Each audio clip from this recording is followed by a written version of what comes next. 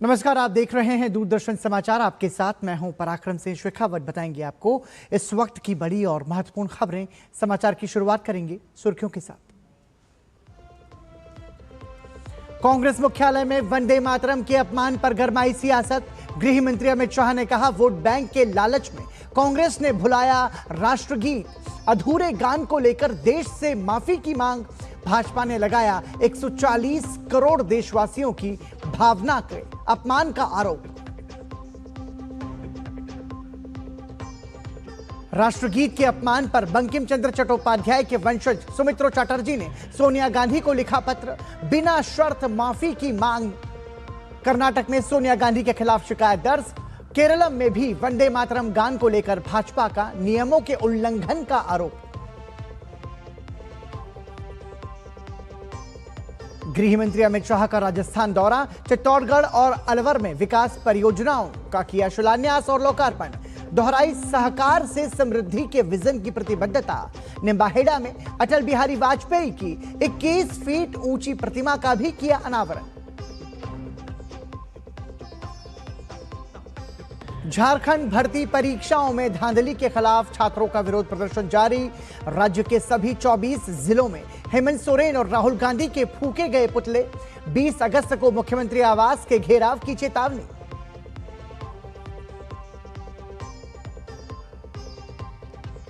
पूर्व प्रधानमंत्री और भारत रत्न अटल बिहारी वाजपेयी की पुण्यतिथि पर देश भर में विभिन्न कार्यक्रमों का आयोजन। राष्ट्रपति, उपराष्ट्रपति और प्रधानमंत्री समेत कई नेताओं ने सदैव अटल पर अर्पित की श्रद्धांजलि।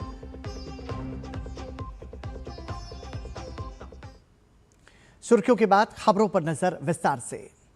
वंदे मातरम सिर्फ दो शब्द नहीं, बल्कि भारत के स्वतंत्रता संग्राम की वो हुंकार जिसने करोड़ों भारतीयों में आजादी का जज्बा जगाया। लेकिन स्वतंत्रता दिवस के मौके पर यही राष्ट्रगीत अब सियासी संग्राम का केंद्र बन गया है। कांग्रेस मुख्यालय में वंदे मातरम के गायन के दौरान सामने आए एक वीडियो को लेकर भाजपा ने कांग्रेस पर राष्ट्रगीत के अपमान का गंभीर आरोप लगाया है। वीडियो के हवाले से भाजपा का कहना है कि कांग्रेस नेता सोनिया गांधी ने पार्टी के स्वतंत्रता दिवस कार्यक्रम में वंदे मातरम का पूरा वर्जन गाए जाने पर आपत्ति जताई। इस दौरान कांग्रेस अध्यक्ष मल्लिकार्जुन खड़गे और लोकसभा में विपक्ष के नेता राहुल गांधी इशारे करते नजर आए। आखिर पूरा वंदे मातरम गाए जाने को लेकर क्या विवाद हुआ? किस बात को लेकर भाजपा ने कांग्रेस को घेरा और अमित शाह से लेकर भाजपा के तमाम नेताओं ने क्या आरोप लगाए, आपको विस्तार से बताते हैं। विवाद की शुरुआत हुई 15 अगस्त को नई दिल्ली स्थित कांग्रेस मुख्यालय के इंदिरा भवन से, जहां स्वतंत्रता दिवस समारोह के दौरान कांग्रेस अध्यक्ष मल्लिकार्जुन खड़गे, सोनिया गांधी और लोकसभा में नेता प्रतिपक्ष राहुल गांधी समेत पार्टी के वरिष्ठ नेता मौजूद थे। समारोह के दौरान राष्ट्रगीत वंदे मातरम का गायन हुआ और इसी दौरान सामने आए वीडियो को लेकर भाजपा ने कांग्रेस पर सवाल खड़े कर दिए। आपकी टीवी स्क्रीन पर दिखाया जा रहा ये जो तस्वीर है उसी कार्यक्रम की है। इसी वीडियो क्लिप को लेकर अब भाजपा और कांग्रेस के बीच बयानबाजी का दौर तेज हो गया है। भाजपा ने आरोप लगाया कि कांग्रेस नेतृत्व ने वंदे मातरम के पूरे गायन पर आपत्ति जताई और राष्ट्रगीत का सम्मान नहीं किया। केंद्रीय गृह मंत्री अमित शाह ने कांग्रेस पर बेहद तीखा हमला बोला है। उन्होंने कहा कि वंदे मातरम सिर्फ एक गीत नहीं, बल्कि स्वतंत्रता आंदोलन का मंत्र रहा है। अमित शाह ने आरोप लगाया कि वोट बैंक की राजनीति के चलते कांग्रेस ने वंदे मातरम को भुला दिया। उन्होंने कांग्रेस से बंकिम चंद्र चट्टोपाध्याय और देश की जनता से माफी मांगने की मांग की। कांग्रेस पार्टी के मुख्यालय पर वंदे मातरम का गान हो रहा था। सोनिया जी ने कांग्रेस अध्यक्ष को रोकने का कहा। कांग्रेसियों को शर्म आनी चाहिए, और जरा भी शर्म बची है तो दो हाथ जोड़कर बंकिम बाबू की अमर आत्मा से और देश की जनता से माफी मांगनी। वंदे मातरम के अपमान को लेकर भाजपा एक के बाद एक कई नेताओं ने कांग्रेस पर निशाना साधा है और भाजपा के नेताओं जो है वो कांग्रेस पर आक्रामक है, हमलावर है केंद्रीय मंत्री शिवराज सिंह चौहान, उत्तर प्रदेश के उप मुख्यमंत्री केशव प्रसाद मौर्य, भाजपा सांसद रविशंकर प्रसाद, भाजपा सांसद मनोज तिवारी और भाजपा प्रवक्ता प्रदीप भंडारी ने इसे देश का अपमान बताया है। वंदे मातरम का अपमान कानूनन अपराध है। किसी को ऐसी धृष्टता नहीं करनी चाहिए। आखिर भारत माता की वंदना में किसको आपत्ति हो सकती है। कांग्रेस के यह तीनों वर्तमान राष्ट्रीय अध्यक्ष, पूर्व दोनों राष्ट्रीय अध्यक्ष, इनसे ये मांग करता हूं कि देश से माफी मांगे। ये तो दुर्भाग्यपूर्ण है, मैं इसकी भर्त्सना करता हूं। उन्होंने हमेशा वंदे मातरम का बिल नहीं पास होने दिया, विरोध किया, और अब देखिए अपने कार्यालय में। तो ये कांग्रेस की सच्चाई है, क्योंकि वंदे मातरम के कारण कुछ न कुछ उनका वोट गड़बड़ाएगा, इसीलिए ये सब करती है। कल जैसे ही वंदे मातरम के बाद दूसरा स्टेंजा शुरू हुआ कि कोटि कोटि कंठा कल कल निनाद करा ले, उतने में जैसे लगा कि सोनिया जी को कितना बुरा लग गया। तुरंत मुड़ करके अरे रोको, ये कौन पूरा बजा रहा है। कांग्रेस ने सिर्फ फ्रीडम फाइटर्स का ही अपमान नहीं, इस देश के संविधान का, इस देश की संप्रभुता, अखंडता का और इस देश के 140 करोड़ देशवासियों का अपमान किया है वंदे मातरम के उद्घोष का विरोध करते हुए, और यह सोनिया गांधी और राहुल गांधी ने किया है। वंदे मातरम पर यह विवाद यही नहीं रुका, अब इसमें बंकिम चंद्र चट्टोपाध्याय के वंशज की भी एंट्री हो चुकी है। नैहाटी से भाजपा विधायक सुमित्रो चटर्जी ने सोनिया गांधी को पत्र लिखकर अपना गहरा आक्रोश जताया है। सुमित्रो चटर्जी ने कहा कि वंदे मातरम के पूर्ण गायन को लेकर कांग्रेस मुख्यालय में जो कुछ हुआ उससे उन्हें गहरी पीड़ा हुई है। उन्होंने सोनिया गांधी से, देशवासियों से, खासकर पश्चिम बंगाल के लोगों से बिना शर्त माफी मांगने की मांग की है। सुमित्रो चटर्जी ने अपनी चिट्ठी में वंदे मातरम के स्वतंत्रता आंदोलन से जुड़े इतिहास और बंकिम चंद्र की विरासत का विस्तार से जिक्र किया है और सवाल उठाया है कि जिस गीत ने आजादी की लड़ाई में करोड़ों भारतीयों को प्रेरित किया, उसके पूर्ण गायन को लेकर कांग्रेस नेतृत्व को आपत्ति क्यों है। सुमित्रो चटर्जी ने कहा कि उनके परिवार ने इस घटना को लेकर दुख महसूस किया और इसे देश और बंगाली समाज का अपमान बताया है। जो हरकत की है वो बहुत शर्मनाक है। ये देश के लिए अपमान है, ये पूरा भारत के लिए अपमान है, बंगाली जाति का अपमान है, और मेरा परिवार को तो बात छोड़िए, हम लोग तो बहुत ही व्यथित हुए हैं उनका ये फीचर्स से। और अब यह मामला राजनीतिक बयानबाजी से आगे बढ़कर पुलिस शिकायत तक पहुंच गया है। कर्नाटक के मंगलुरु में भाजपा नेता विकास पुत्तूर कार्यकर्ताओं के साथ उर्वा पुलिस स्टेशन पहुंचे और सोनिया गांधी के खिलाफ शिकायत दर्ज कराई। शिकायत में 15 अगस्त को कांग्रेस मुख्यालय में वंदे मातरम के दौरान कथित अनादर का मुद्दा उठाया गया है। भाजपा नेता ने आरोप लगाया कि वंदे मातरम को बीच में रोकने का प्रयास किया गया और इसे राष्ट्रीय सम्मान से जुड़ा गंभीर मामला बताया गया। उन्होंने पुलिस से उचित कानूनी कार्रवाई की मांग की है। यानी दिल्ली में शुरू हुआ विवाद अब कर्नाटक तक पहुंच चुका है।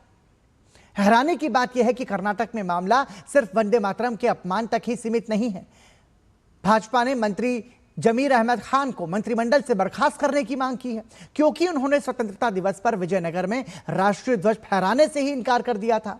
मामले को लेकर विधानसभा में भी तीखी बहस हुई और अब इस विवाद की गूंज केरलम में भी सुनाई दे रही है। केरलम भाजपा अध्यक्ष राजीव चंद्रशेखर ने मुख्यमंत्री वीडी सतीशन पर वंदे मातरम को लेकर निशाना साधा है। उन्होंने आरोप लगाया कि दूसरे राज्यों के मुख्यमंत्रियों ने वंदे मातरम गाया, जबकि केरलम में इसे लेकर नियमों का उल्लंघन किया गया। राजीव चंद्रशेखर ने इसके पीछे IUML के दबाव का आरोप लगाया और कहा कि भाजपा इसे स्वीकार नहीं करेगी। What Muhammad Ali Jinnah did 80 years ago, using the Indian Union Muslim League to divide Indians and partition India. Today, VD Sadishan, at the coaxing of and the behest of the Indian Union Muslim League and the Jamaat-e-Islami is trying to do in Kerala. It will not be permitted. It will not be allowed. This is not politics. Vande Mataram, जिस गीत ने स्वतंत्रता आंदोलन में देश को एकजुट किया, आज उसी को लेकर सियासत आमने सामने है।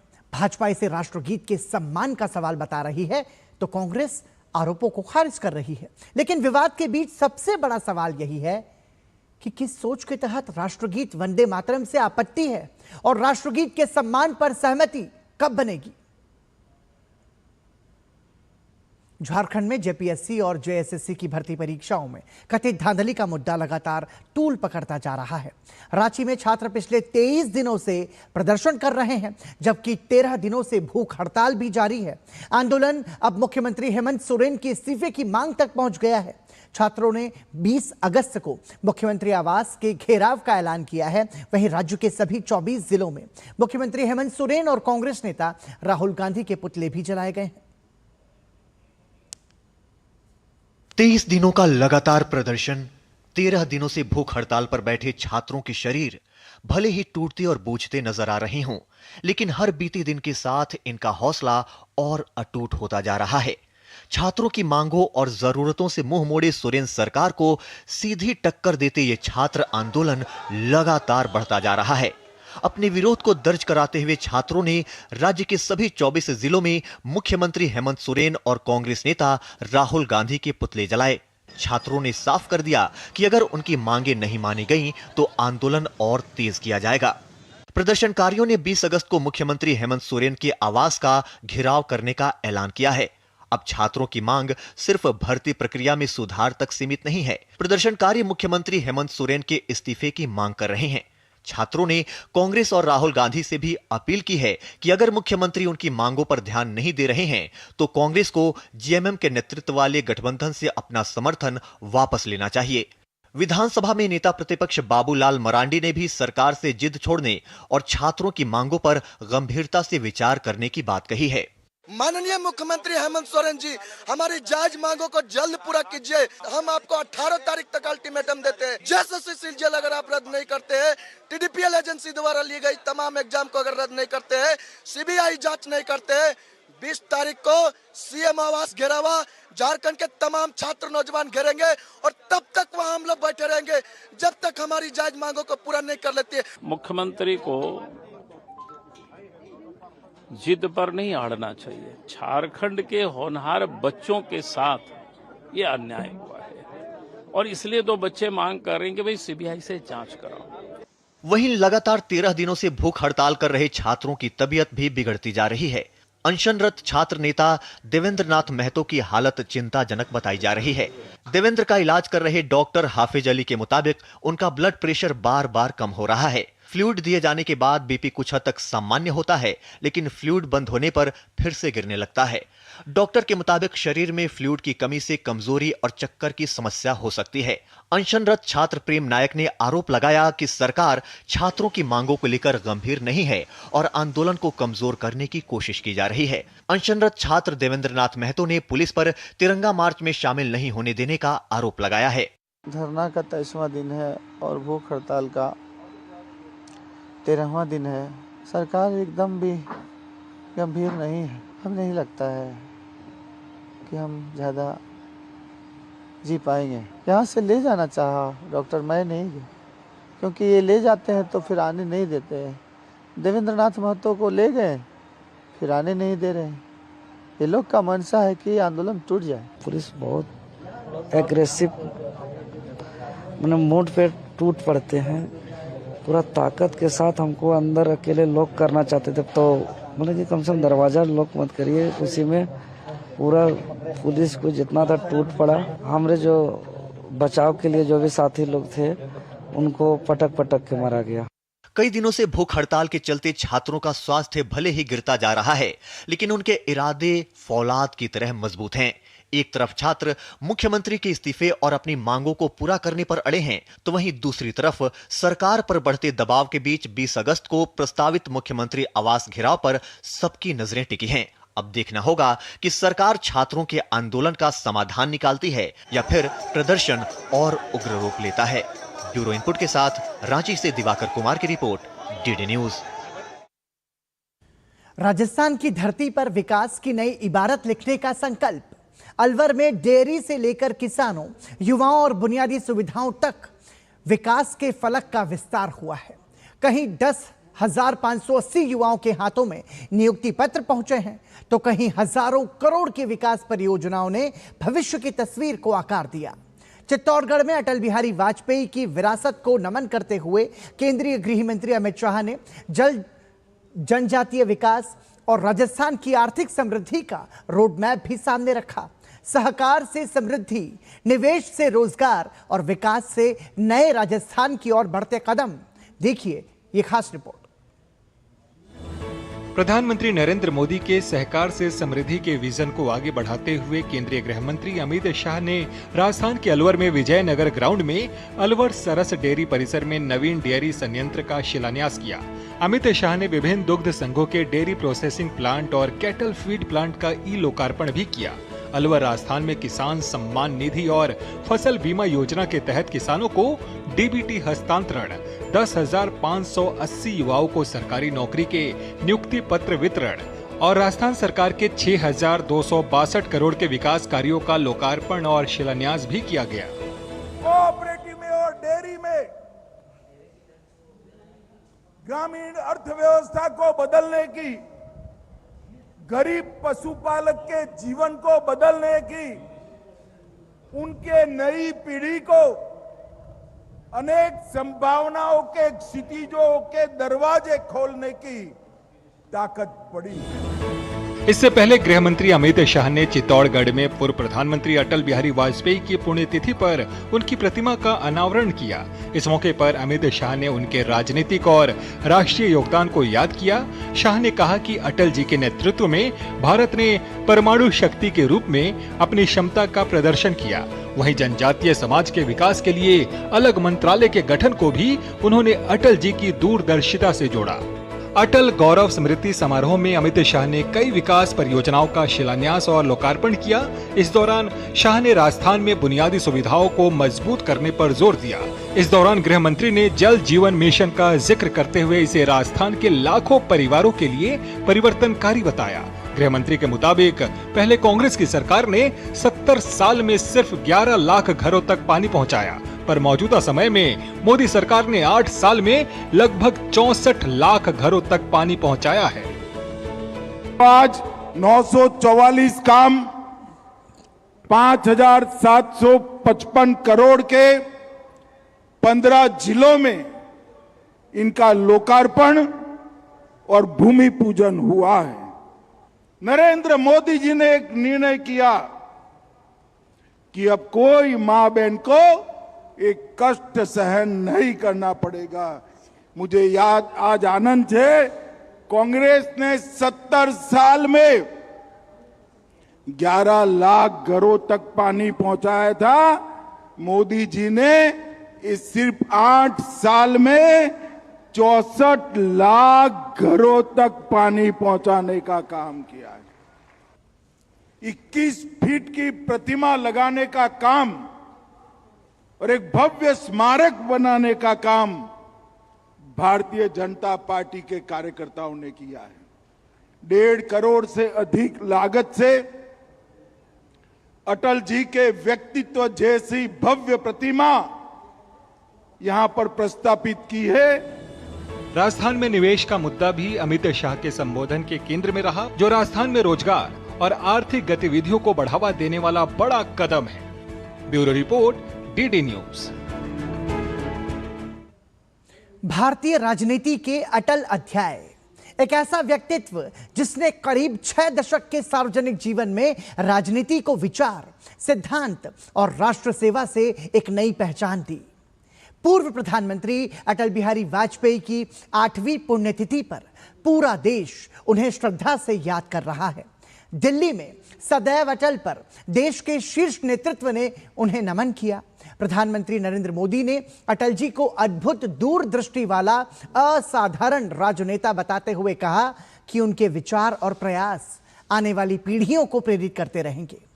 अटल जी की पुण्यतिथि पर देश भर में आयोजित विभिन्न कार्यक्रमों ने उनकी विरासत और जनसेवा के संकल्प को आगे बढ़ाने का संदेश दिया है। इस रिपोर्ट के साथ हमें दीजिए अनुमति। नमस्कार। भारतीय राजनीति के शिखर पुरुष, कवि, हृदय नेता और राष्ट्र सेवा को सर्वोपरि रखने वाले पूर्व प्रधानमंत्री अटल बिहारी वाजपेयी को उनकी 8वीं पुण्यतिथि पर पूरा देश नमन कर रहा है। करीब 6 दशक लंबे राजनीतिक जीवन में अटल जी ने भारतीय लोकतंत्र को अपनी विचारधारा, दूरदृष्टि और ओजस्वी नेतृत्व से समृद्ध किया।